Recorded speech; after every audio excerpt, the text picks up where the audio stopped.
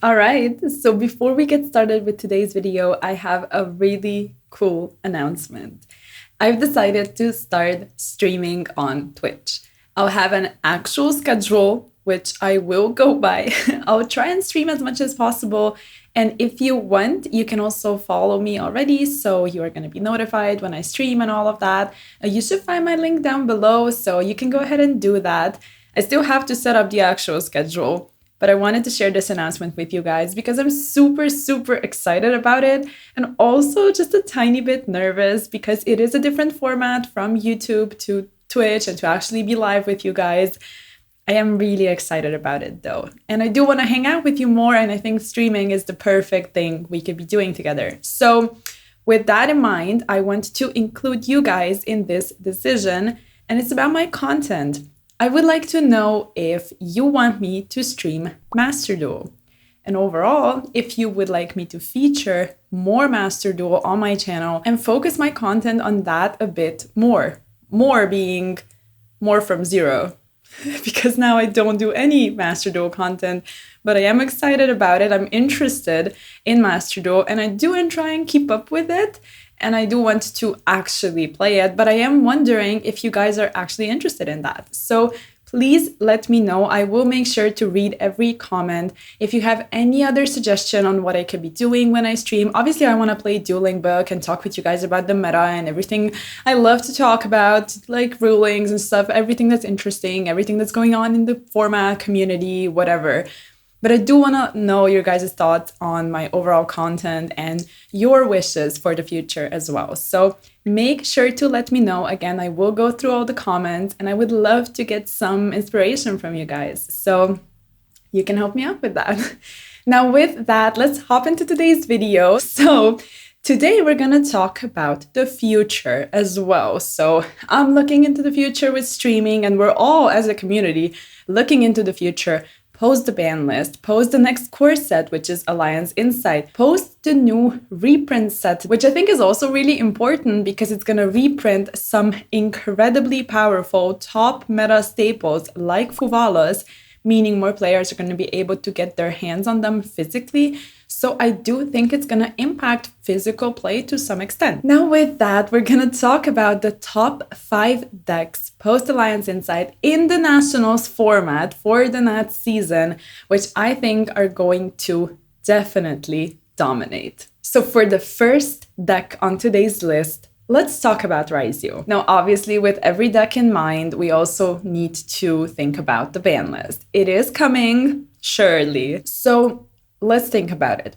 If they decide to hit Fiendsmith, which it might happen, what they also might do is hit the consistency of Raizio. They might do some other hits as well, but this is like the couple of the most important things I'm looking at for them to kind of like balance out the format in a way. We all know that they like consistency hits, and we also know that Ext is like one of the most broken cards, period. And like, I don't know, maybe I just have PTSD, but when people drop Ext on me, I'm just like, I don't like it. So if they decide to hit Raizio in a way that's gonna lessen consistency, I think this will make a lot of sense. They might hit Bonfire, so they saw 7th Tachyon more. We have to keep all of that in mind. However, no hit is going to be that detrimental, and Raizio will definitely still see play. They're also getting a support card, so let's talk about that. But actually, before that, since we were on the topic of consistency, let's also talk about 7th Ascension.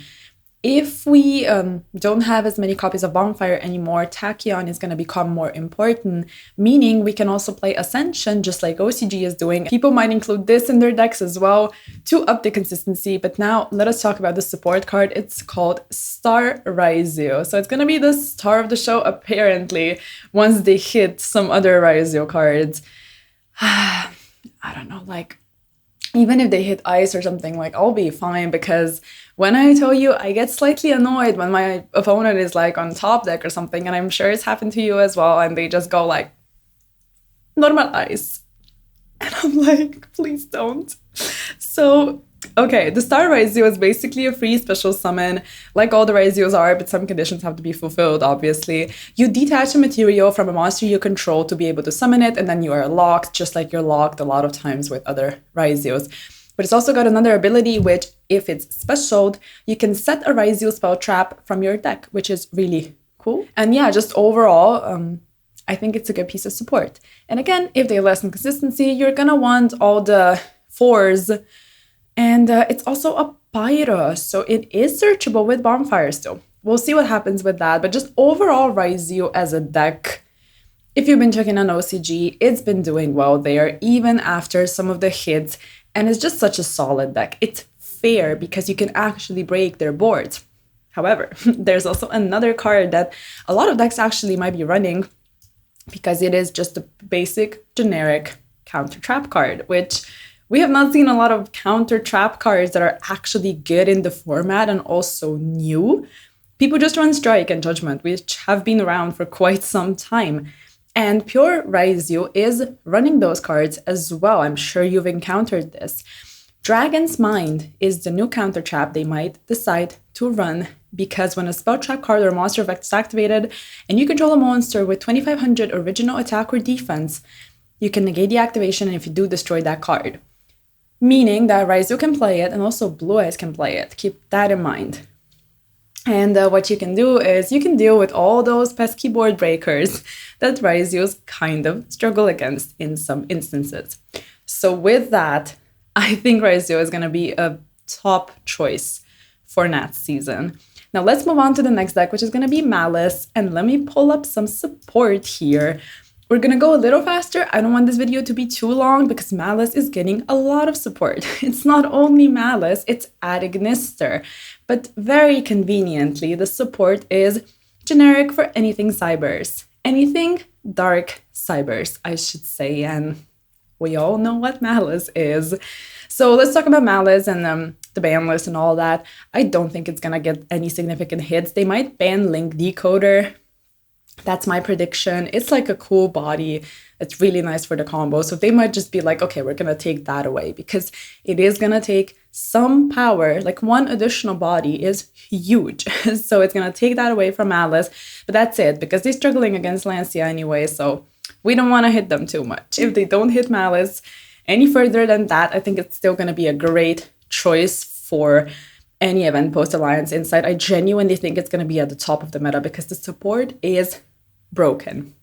So let's quickly go through it. They are getting another monster as part of the Malice family, which gives protection to the links from targeting. It's also kind of a free special summon. As a quick effect, actually, you're able to banish another Malice card from your hand or grave to special summon it.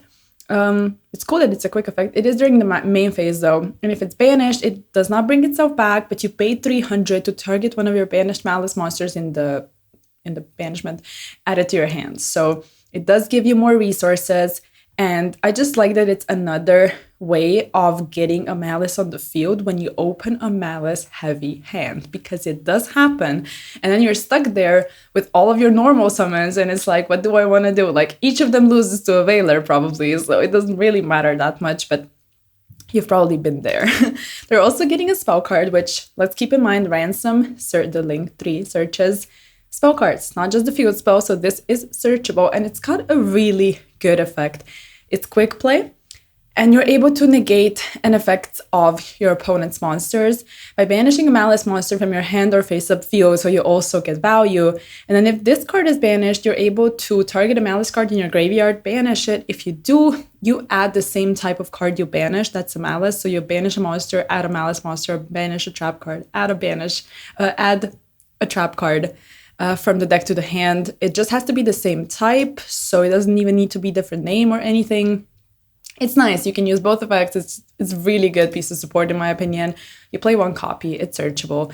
And then there's a bunch of Adignister support, which is pretty much just free special summons again. So it's spamming out more bodies, and that's why I think they're gonna ban the Link Decoder, because at one point it's just not gonna matter anymore. You know, they're gonna want to sell the support, and you're gonna want to buy it, I think, if you're playing Malice. There's backup at Ignister, which is played at 3 copies, and if you control a Cyberse monster, special summon from the extra deck, which is very easy to achieve, obviously, you're able to special summon this card from the hand, and if it's normal or special, you can actually add a Dark Cyberse monster from your deck to your hand, which is really cool. And then you also have a way to revive a monster from the graveyard that's a Dark Cyberse, and you special summon the card that does that Wizard at Ignister from the hand. So 2 bodies.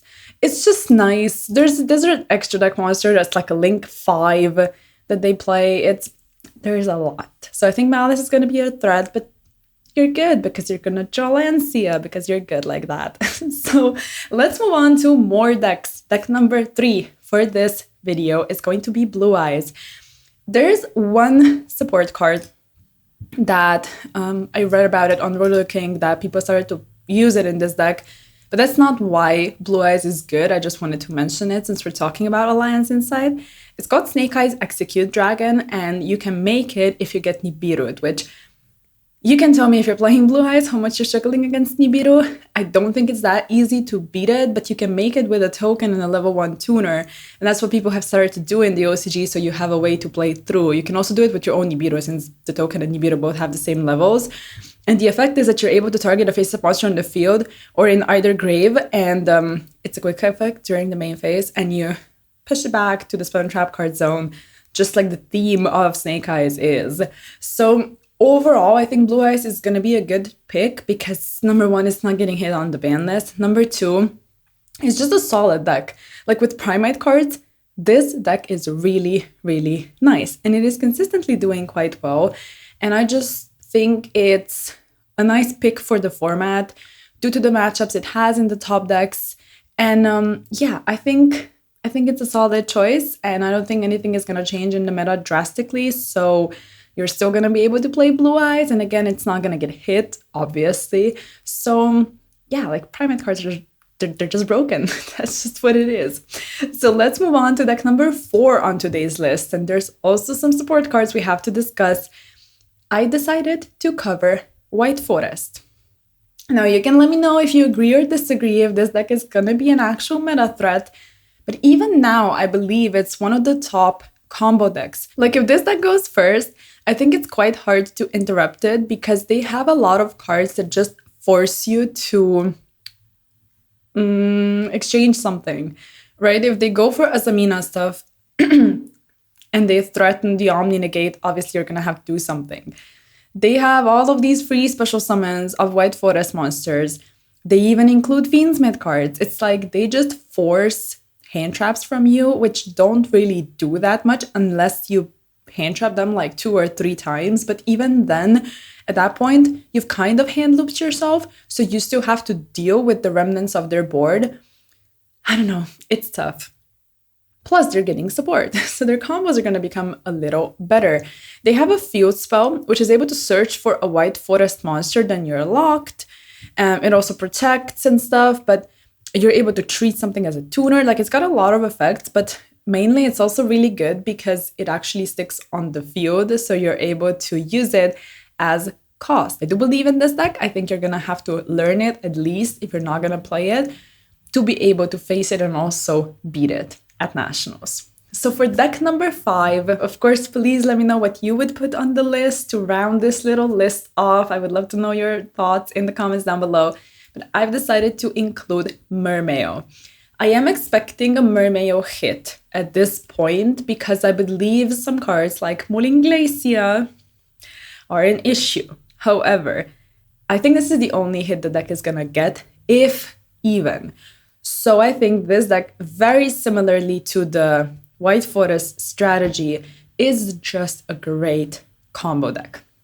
It's quite ignorant of a lot of different deck cards in the format, and I just genuinely think it's super, super strong, not gonna get hit, and I think it's gonna be like one of the decks that comes out of this ban list just completely unscathed, and it's gonna rise to the top like super, super fast. Even now, some of the top players are consistently choosing this deck for events, and I think that's pretty much gonna stay the same moving forward, so I decided to include it in today's list. So with that, that's gonna round off today's video. Again, I would like to encourage you to let me know in the comments what you think of Master Duo content and overall what you would like me to feature on the channel, as well as when I'm streaming. I'm super excited for that. So yes, like the video if you did enjoy it, of course. It really helps out the channel. Also, if you sub and ding the bell, like all of that helps. Thank you so much for that. And yeah, thank you for watching the video overall, of course. And I'll catch you in the next one. Bye.